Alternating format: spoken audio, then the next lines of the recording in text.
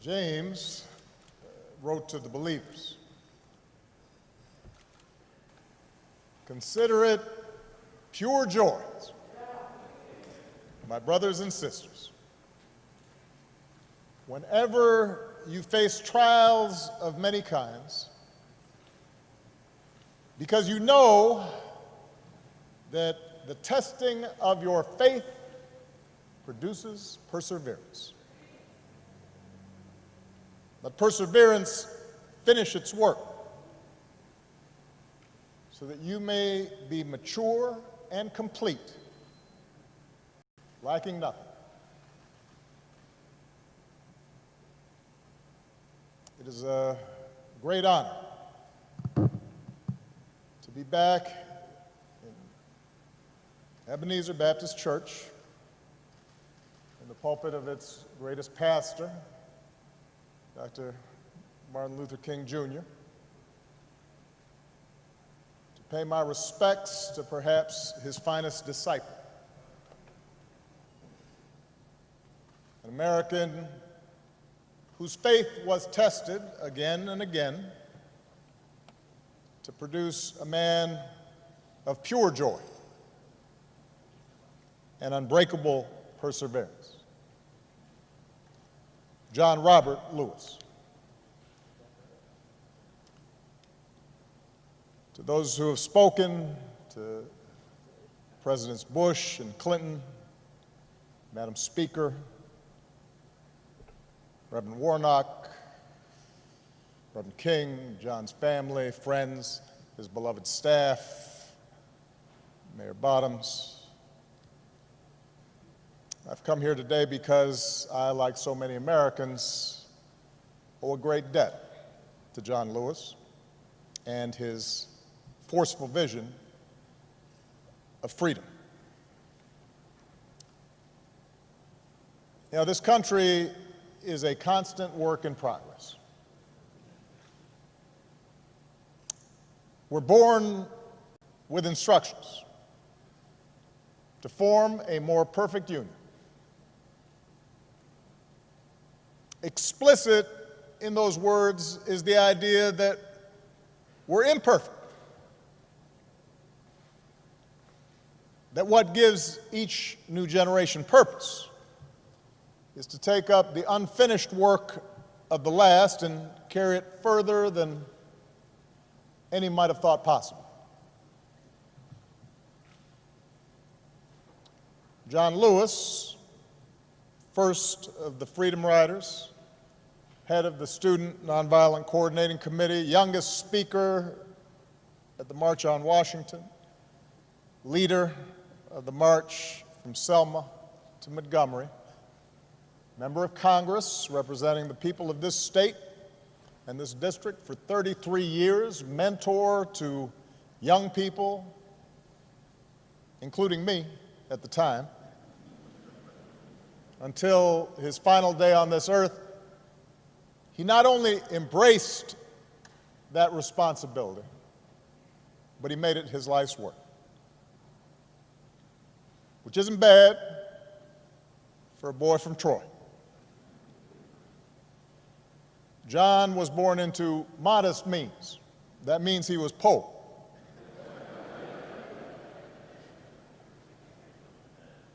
In the heart of the Jim Crow South, to parents who picked somebody else's cotton. Apparently, he didn't take to farm work. On days when he was supposed to help his brothers and sisters with their labor, he'd hide under the porch and make a break for the school bus when it showed up. His mother, Willie Mae Lewis, nurtured that curiosity in this shy, serious child. Once you learn something, she told her son, once you get something inside your head, no one can take it away from you. As a boy, John listened through the door after bedtime. His father's friends complained about the Klan. One Sunday as a teenager, he heard Dr. King preach on the radio.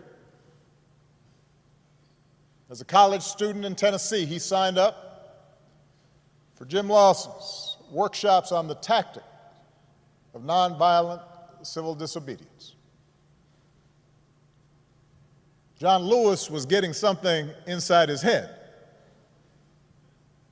an idea he couldn't shake, took hold of him, that nonviolent resistance and civil disobedience were the means to change laws, but also change hearts and change minds and change nations and change the world.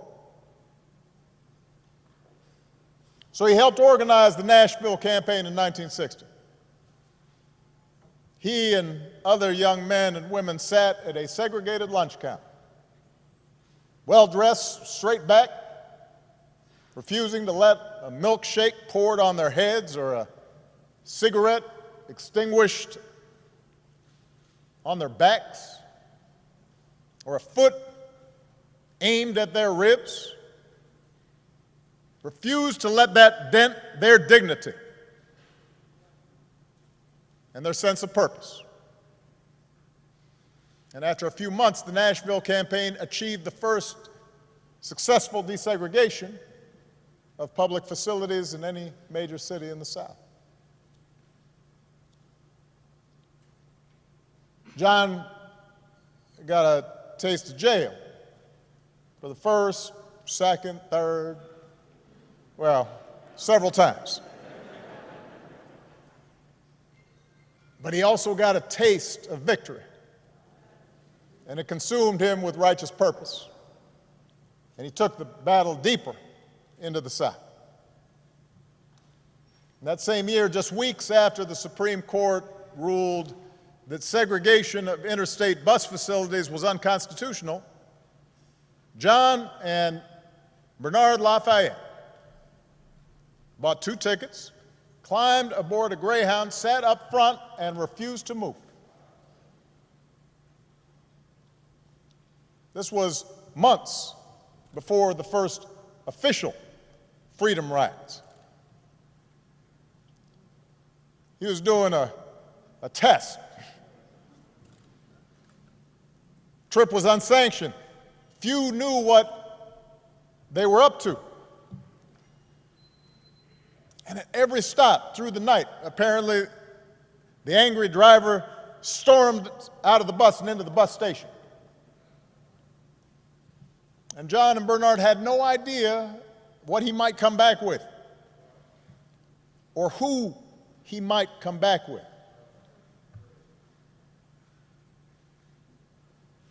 Nobody was there to protect them.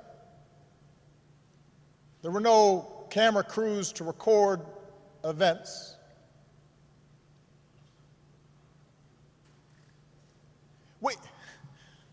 Sometimes, Rev, we read about this and we kind of take it for granted, or at least we act as if it was inevitable. Imagine the courage of 2 people Malia's age, younger than my oldest daughter, on their own, to challenge an entire infrastructure of oppression. John was only 20 years old, but he pushed all 20 of those years to the center of the table, betting everything, all of it, that his example could challenge centuries of convention and generations of brutal violence and countless daily indignities suffered by African Americans. like John the Baptist preparing the way, like those Old Testament prophets speaking truth to kings. John Lewis did not hesitate, and he kept on getting on board buses and sitting at lunch counters, got his mugshot taken again and again, marched again and again on a mission to change America.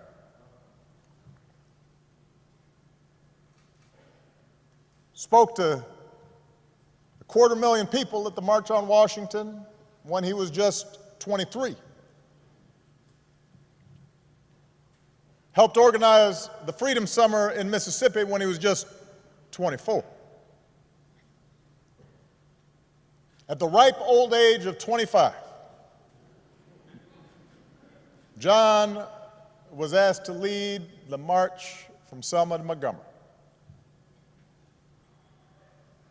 He was warned that Governor Wallace had ordered troopers to use violence. But he and Hosea Williams and others led them across that bridge anyway. And we've all seen the film and the footage and the photographs. President Clinton mentioned the trench coat, the knapsack, the book to read, the apple to eat, the toothbrush.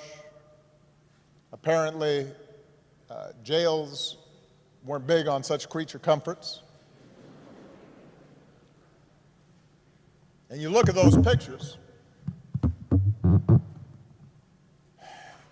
and John looks so young, and he's small in stature,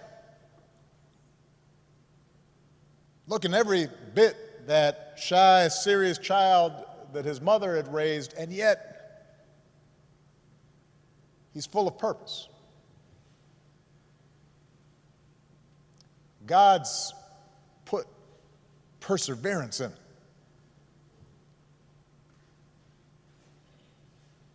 And we know what happened to the marchers that day.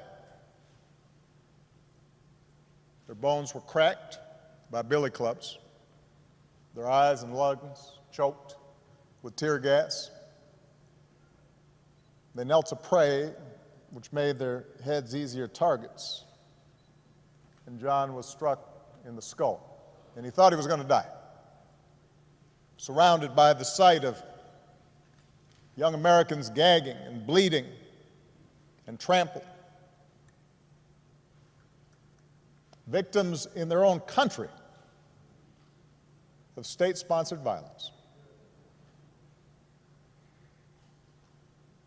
And the thing is, I imagine initially that day, the troopers thought they'd won the battle.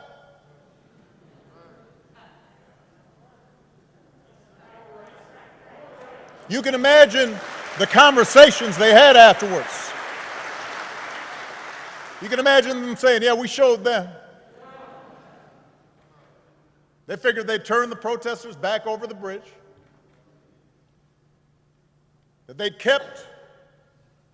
they'd preserved a system that denied the basic humanity of their fellow citizens. Except this time there were some cameras there. This time the world saw what happened, bore witness to black Americans who were asking for nothing more than to be treated like other Americans, who were not asking for special treatment, just equal treatment, promised to them a century before, and almost another century before that. And when John woke up and checked himself out of the hospital, he would make sure the world saw a movement that was, in the words of Scripture, hard-pressed on every side, but not crushed. Perplexed, but not in despair. Persecuted, but not abandoned. Struck down, but not destroy.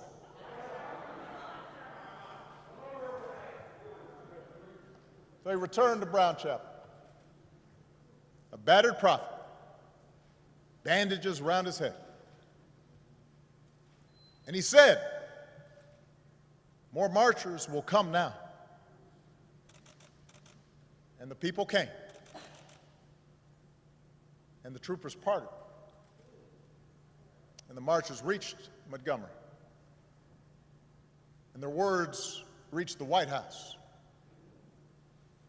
And Lyndon Johnson, son of the South, said, we shall overcome. And the Voting Rights Act was signed into law. The life of John Lewis was in so many ways exceptional. It vindicated the faith in our founding, redeemed that faith. That most American of ideas, the idea that any of us, ordinary people without rank or wealth or title or fame,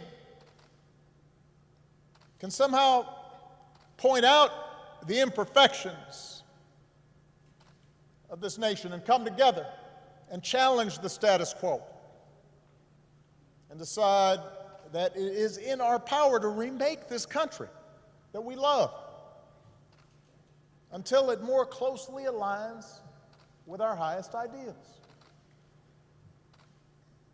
What a radical idea.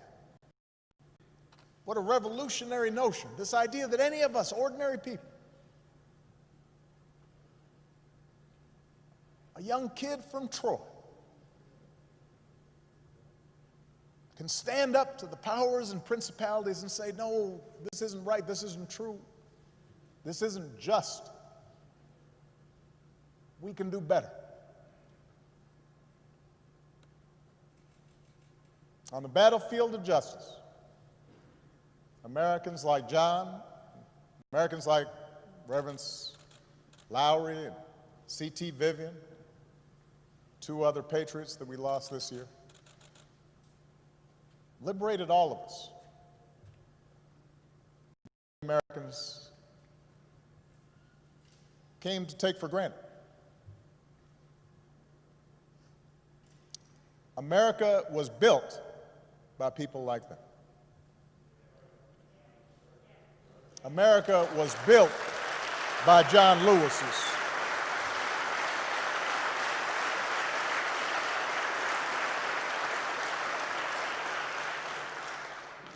He, as much as anyone in our history, brought this country a little bit closer to our highest ideals. And someday when we do finish that long journey towards freedom, when we do form a more perfect union, whether it's years from now or decades or even if it takes another 2 centuries, John Lewis will be a founding father of that fuller, fairer, better America.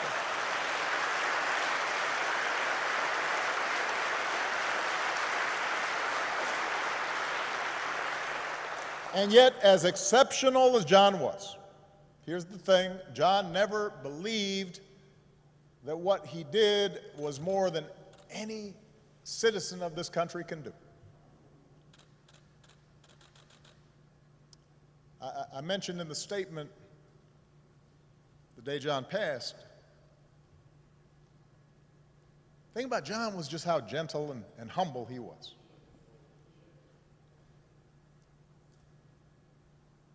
And despite this storied, remarkable career, he treated everyone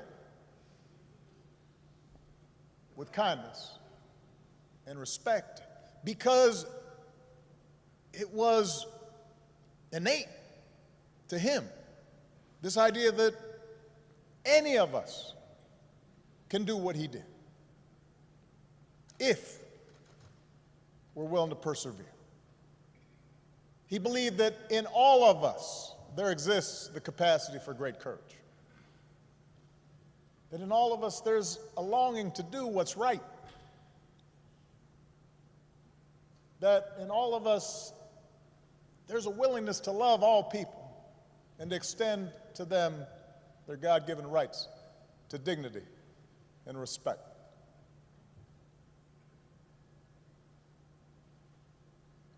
So many of us lose that sense. It's taught out of us. We start feeling as if, in fact, we can't afford to extend kindness or decency to other people. That we're better off if we're above other people and looking down on them. And so often that's encouraged. But John always said, he always saw the best in us. And he never gave up and never stopped speaking out because he saw the best in us. He believed in us even when we didn't believe in ourselves. And as a congressman, he didn't rest. He kept getting himself arrested. As an old man, he didn't sit out any fight. Sat in all night long on the floor of the United States Capitol. I know his staff was stressed.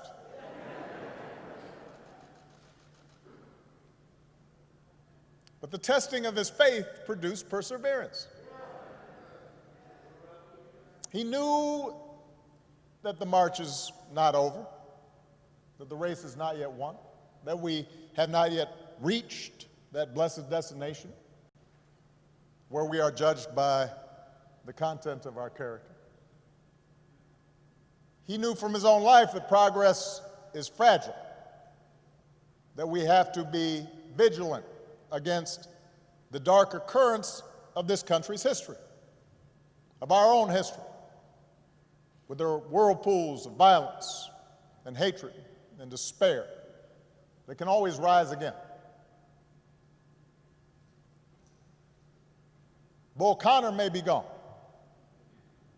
but today we witness with our own eyes police officers kneeling on the necks of Black Americans.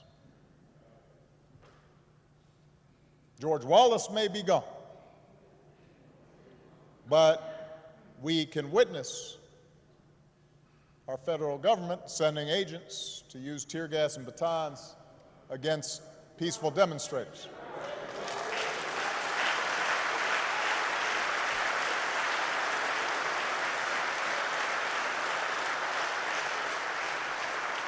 We may no longer have to guess the number of jelly beans in a jar in order to cast a ballot.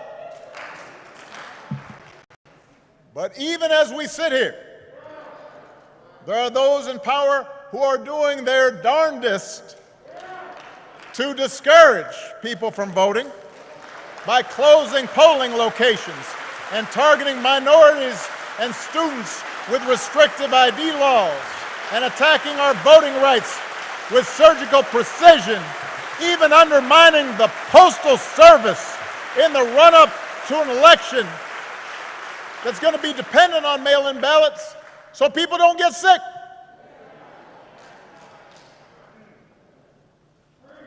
Now, I know this is a celebration of John's life.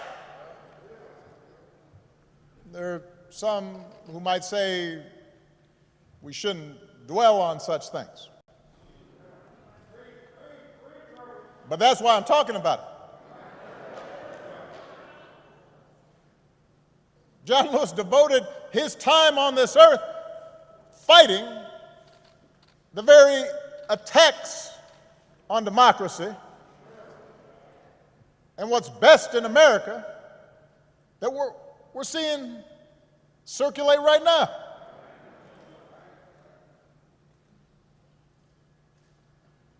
He knew that every single one of us has a God-given power, and that the fate of this democracy depends on how we use it. That democracy isn't automatic. It has to be nurtured. It has to be tended to. We have to work at it. It's hard. And so he knew that it depends on whether we summon just a measure of John's moral courage to question what's right and what's wrong and call things as they are. He said that as long as he had a breath in his body, he would do everything he could to preserve this democracy. And as long as we have breath in our bodies, we have to continue his cause. If we want our children to grow up in a democracy, not just with elections, but a true democracy,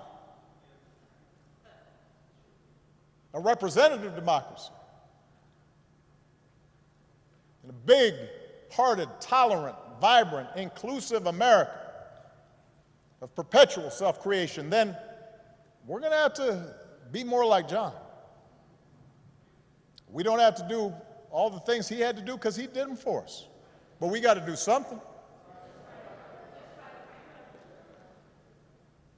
As the Lord instructed Paul, do not be afraid.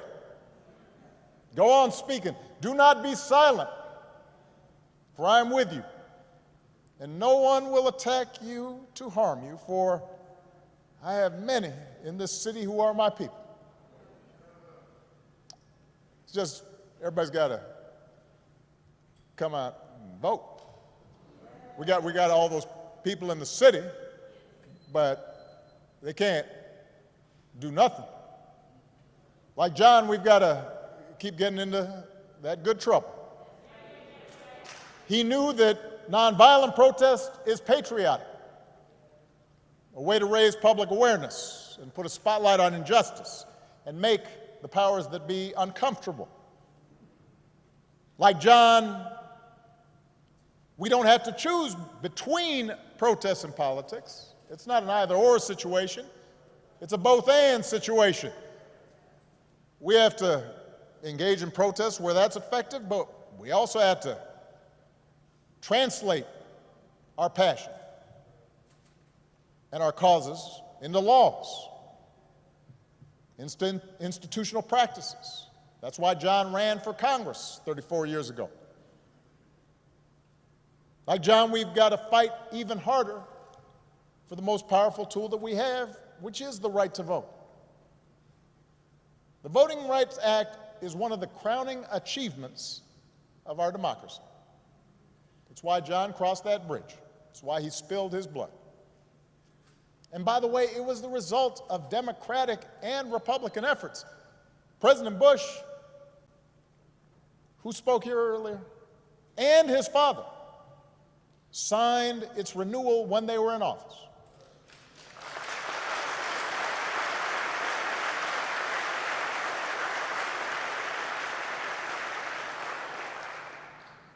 President Clinton didn't have to because it was the law when he arrived, so instead he made a law to make it easier for people to register to vote.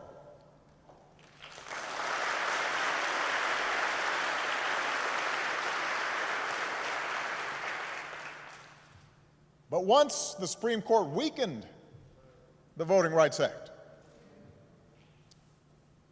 some state legislators unleashed a flood of laws designed specifically to make voting harder, especially, by the way, state legislators where there's a lot of minority turnout and population growth. That's not necessarily a mystery or an accident.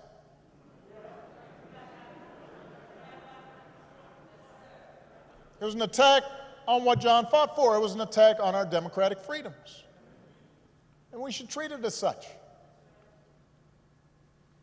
If politicians want to honor John, and I'm so grateful for the legacy and work of all the congressional leaders who are here, but there's a better way than a statement calling him a hero. You want to honor John? Let's honor him by revitalizing the law that he was willing to die for.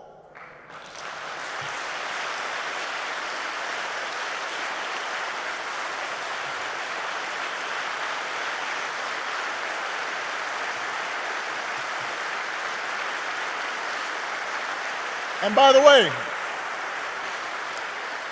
naming it the John Lewis Voting Rights Act, that is a fine tribute. But John wouldn't want us to stop there, just trying to get back to where we already were. Once we pass the John Lewis Voting Rights Act, we should keep marching to make it even better by making sure every American is automatically registered to vote, including former inmates who've earned their second chance. By adding polling places and expanding early voting and making Election Day a national holiday. So if you are somebody who's working in a factory, or you're a single mom who's got to go to her job and doesn't get time off, you can still cast your ballot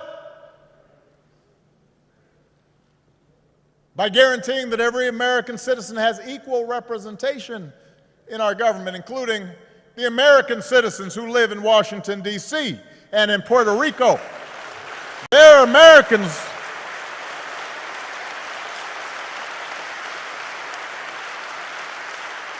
By ending some of the partisan gerrymandering so that all voters have the power to choose their politicians, not the other way around.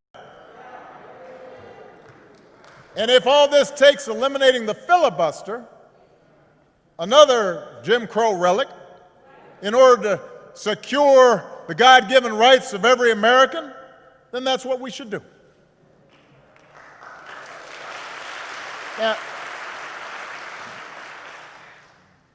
even if we do all this, even if every bogus voter suppression law is struck off the books today,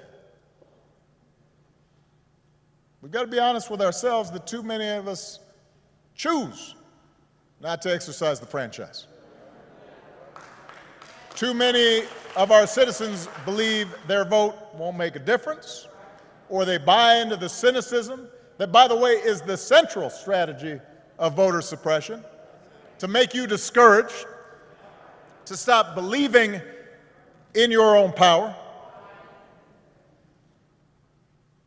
So we're also going to have to remember what John said. If you don't do everything you can do to change things, then they will remain the same. You only pass this way once. You have to give it all you have. As long as young people are protesting in the streets, hoping real change takes hold, I'm hopeful, but we can't casually abandon them at the ballot box. Not when few elections have been as urgent on so many levels as this one. We can't treat voting as an errand to run if we have some time. We have to treat it as the most important action we can take on behalf of democracy. Like John, we have to give it all we have.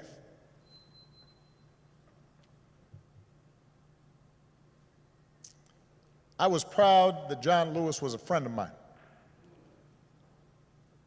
I met him when I was in law school. He came to speak. And I went up and I said, "Mr. Lewis, you are one of my heroes.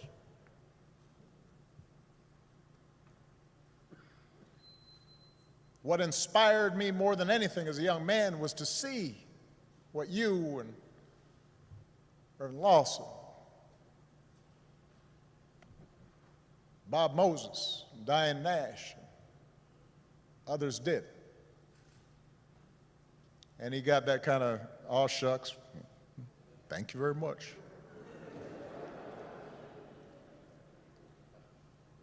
Next time I saw him, I'd been elected to the United States Senate. And I told him, "John, I'm here because of you."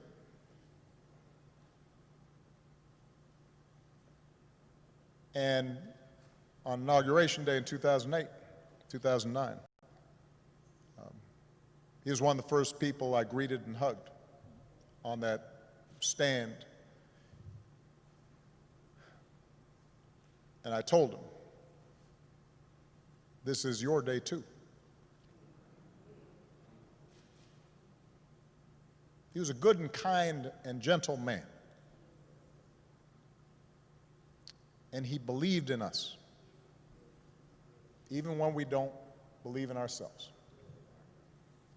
And it's fitting that the last time John and I shared a public forum was on Zoom. And I'm pretty sure neither he nor I set up the Zoom call because we didn't know how to work it. There's a virtual town hall with a gathering of young activists who had been helping to lead this summer's demonstrations in the wake of George Floyd's death. And afterwards, I spoke to John privately, and he could not have been prouder to see this new generation of activists standing up for freedom and equality, a new generation that was intent on voting and protecting the right to vote, in some cases a new generation running for political office. And I told him, all those young people, John, of every race and every religion, from every background and gender and sexual orientation, John, those are your children. They learned from your example, even if they didn't always know it. They had understood through him what American citizenship requires, even if they'd only heard about his courage through the history books. By the thousands, faceless, anonymous, relentless young people, black and white, have taken our whole nation back to those great wells of democracy which were dug deep by the founding fathers in the formulation of the Constitution and the Declaration of Independence. Dr. King said that in the 1960s, and it came true again this summer. We see it outside our windows in big cities and rural towns, in men and women, young and old, straight Americans and LGBTQ Americans, blacks who long for equal treatment, and whites who can no longer accept freedom for themselves while witnessing the subjugation of their fellow Americans.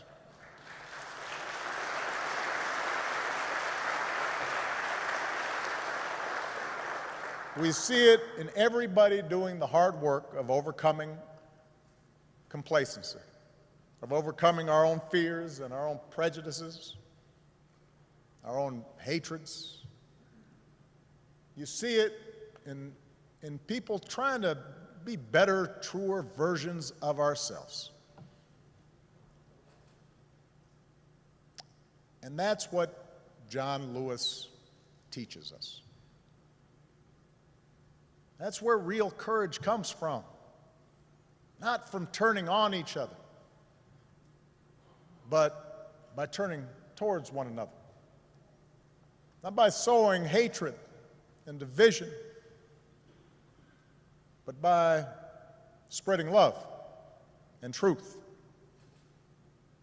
not by avoiding our responsibilities to create a better America and a better world, but by embracing those responsibilities with joy and perseverance, and discovering that in our beloved community, we do not walk alone. What a gift John Lewis was. We are all so lucky to have had him walk with us for a while and show us the way. God bless you all. God bless America. God bless this gentle soul who pulled it closer to its promise. Thank you very much.